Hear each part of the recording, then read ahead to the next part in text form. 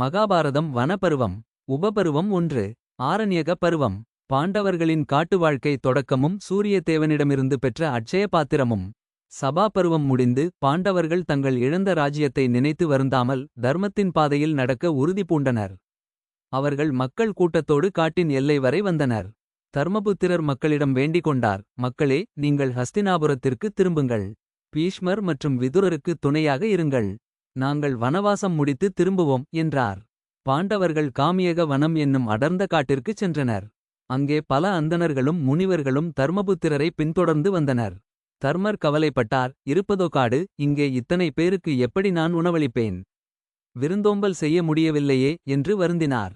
அவரது குலபுரோகிதரான தௌமிய முனிவர் உபதேசித்தார், தர்மபுத்திரா, சூரிய பகவானை துதிப்பாய். அவர்தான் உலகிற்கு உணவளிப்பவர். உமது பக்தியால் அவர் உனக்கு வழிகாட்டுவார் என்றார். தர்மர் சூரிய பகவானை நோக்கி ஒரு மனதாகத் தவம் செய்தார். சூரிய பகவான் தோன்றி தர்மருக்கு ஒரு செப்பு பாத்திரத்தை வழங்கினார்.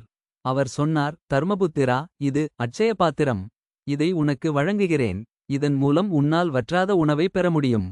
திரௌபதி உணவருந்தும் வரை இந்த பாத்திரத்தில் உணவு குறையாது. இதன் மூலம் நீ உன்னை நம்பி வந்த அனைவருக்கும் உணவளிக்கலாம் என்று வரமளித்தார்.